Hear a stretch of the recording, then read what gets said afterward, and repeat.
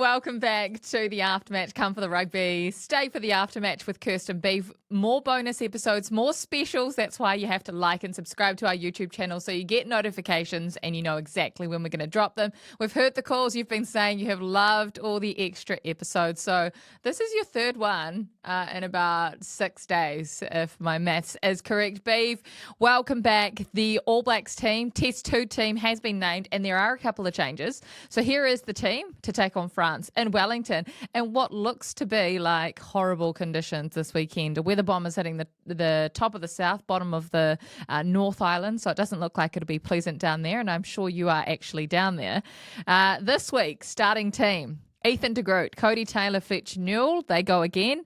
Patrick Tuipulotu comes in straight swap for Scott Barrett, who's been ruled out of the series with that calf injury. Fabian Holland gets to go again for his second test. Tupou Vaa'i is at number 6 once again. Adi Savia at 7 and captain of the All Blacks until Scott Barrett returns. Christian Leo Willie will wear the number 8 jersey. Cam Roigard, Bowden Barrett in the halves. Caleb Clark is on one ring. Rieko Ioane is on the other, wearing the 14 jersey this time around, and no, that is not incorrect. In the midfield, Geordie Barrett, Billy Proctor. Will Jordan remains at fullback, and on the bench, Samisoni Tokiaho, Ollie Norris, Pasilio Tossi, Sammy Penny-Finau, Duplessis Karifi, no changes there. Cortez Ratima and Timothy Tavatavanawai. Beef will make his debut for the All Blacks, and Damian McKenzie will wear the 23 jersey. Your initial thoughts on that team? Yeah, obviously, as Aftermatch subscribers will tell you, the Tavatavanawai debut is obviously very, very exciting. When you look at the bench and the fact that you can cover every scenario, I think, really, with a McKenzie, Tavatavanawai bench roles from both of them, all of a sudden you get quite excited about the impact that could come off the bench and the fact that the versatility, this could be a duo that is maybe the future of the All Black bench. Who knows the way it's starting to play out. But I guess the big talking point for me straight away is Tupou Vaa'i. He is there again at number 6. So straight away you start to think, is this the greatest plan? Is this the grand scheme of things that they want him to be a 6? So therefore you start asking yourself, why is that? Is it because they have decided that the loose forward trio mix that naturally presents itself to New Zealand at the moment? When you think about last year, obviously minus Sam Cane, you think about this year where you think probably an Ardie, a Jacobson, maybe a Wallace Satiti. Did they decide months ago that they needed some more size in there? And I just wonder if that's playing a pretty big role in all of this. So fascinating. Tupou Vaa'i goes again because let's remember, I think Luke Jacobson was back on the training field, was back available, and he's obviously a natural number 6. So therefore, you have to think they wanted to get more game time into Tupou in the 6 jersey.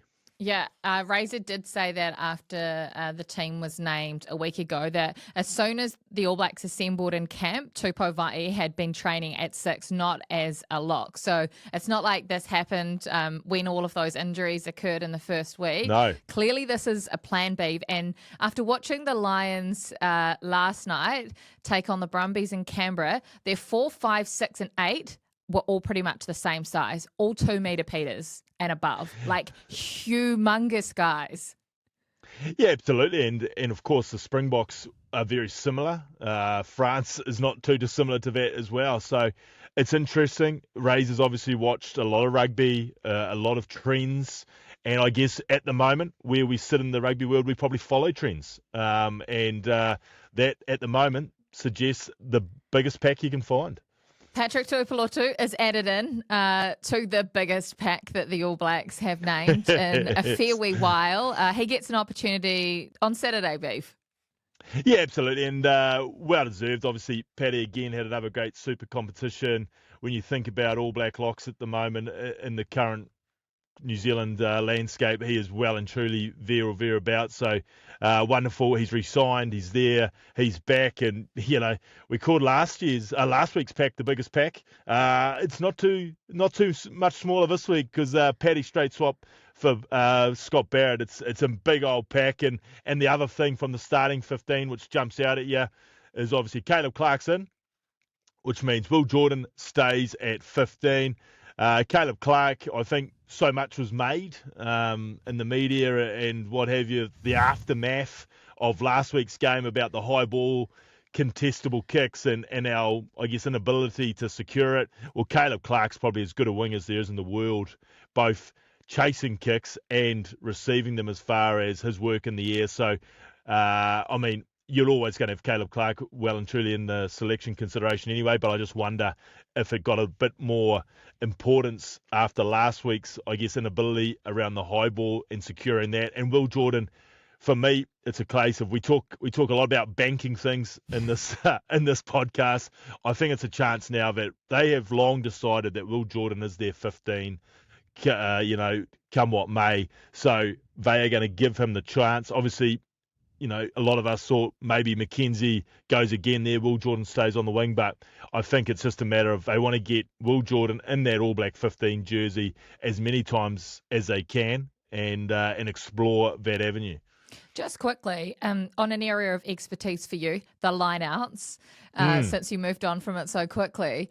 Yes. The three locks, I'm talking Scott Barrett, Patrick Tupuotu, and Tupou Va'i, are all line-out callers for their Super Rugby franchises, but totally different combinations in these two tests now. Does that change anything when you don't have the same line-out caller every week? No changes. It's a luxury. Yeah, you talk about leadership and what have you, then obviously Paddy is still very, very much the senior man and more experienced out of those boys. But as you say, Tupou Vai has had to elevate himself now at the Chiefs with no Brady Retallick, so takes on the calling. And look, I haven't called too many lineouts in my time, Kirst, but they do say it's a bit of an art. And I'm under the impression still with a lot of teams in Super Rugby and maybe still with the All Blacks is your first 3 or 4 lineouts can be predetermined. They would have worked on them during the week and go, right, our first 3 lineouts are going to be this, and that.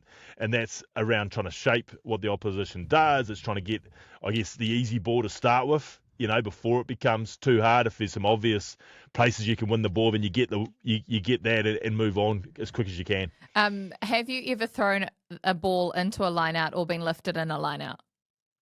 We've had some. I guess what you say. Carries on at training where I've been lifted, certainly when, Did you get scared up there?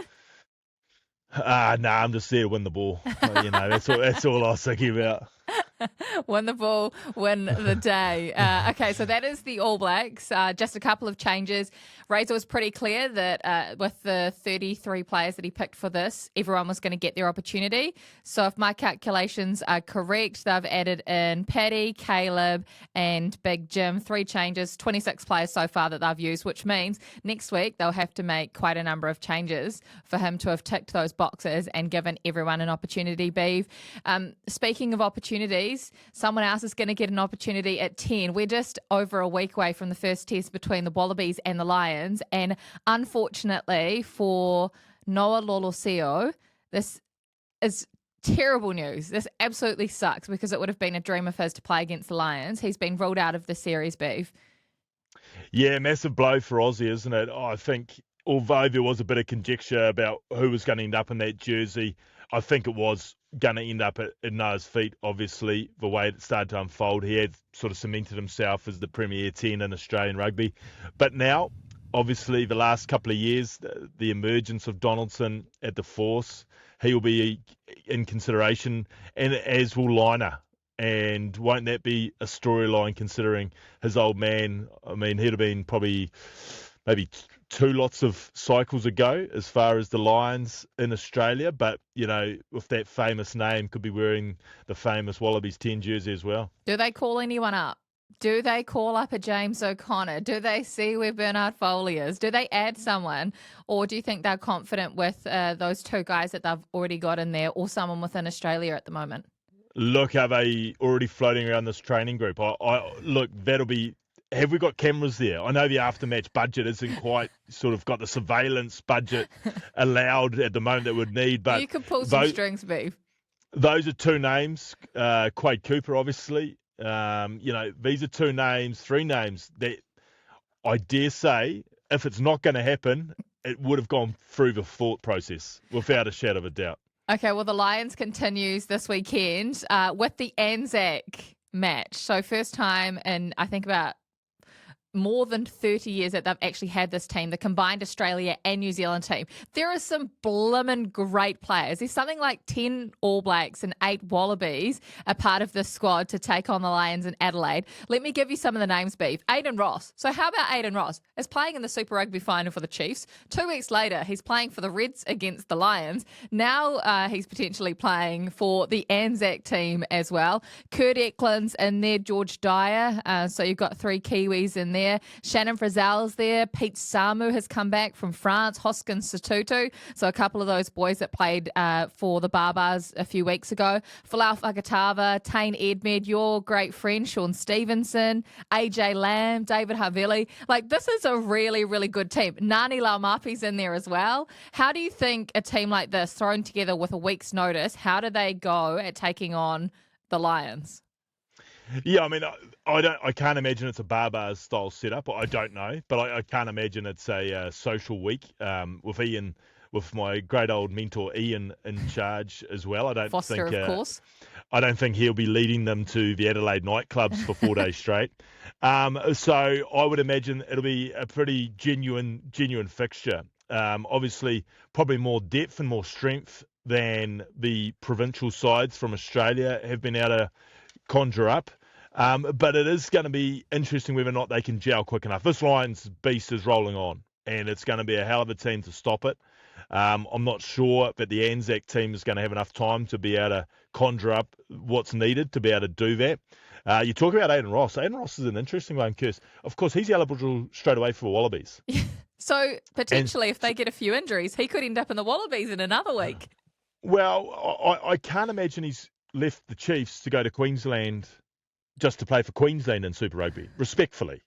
You know, I would imagine he's gone over there with maybe a tap on the shoulder, maybe a nudge and a wink here. He is there to play for the Wallabies, because obviously the All Black door was, pretty obviously not going to happen for him anymore. So would you put it past him playing the Lions another time on this tour? It could happen. Absolutely. 3 times for 3 totally different teams. Beef, predictions for the weekend. Last week, 2 apiece. Even Stevens. Yes. And we've decided, since some of the games are obviously one-sided, to go 1 to 12 or 13 plus. So this week, a few fixtures. All Blacks France. Go on. All Blacks 13 plus. Again. Confident. You're that confident.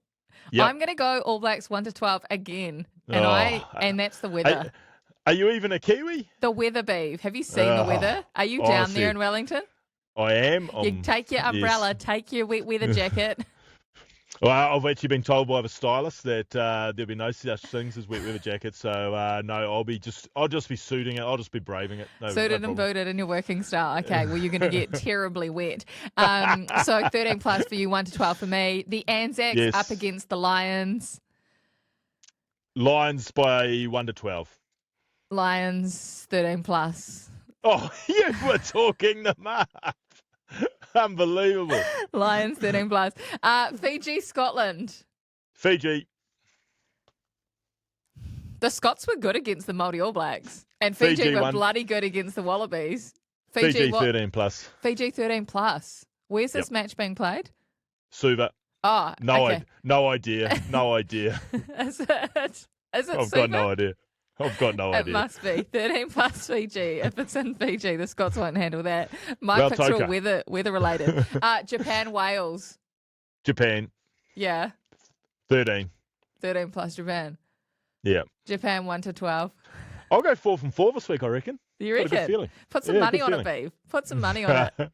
That is gamble responsibly. That is your bonus episode of the Aftermatch. Come for the rugby, stay for the Aftermatch. Let us know in the comments what you think of this All Blacks team. Is anyone unlucky, or are you, again, really excited to see this team go in Wellington? And tell us your predictions. Are you the same as Beef, 4 from 4?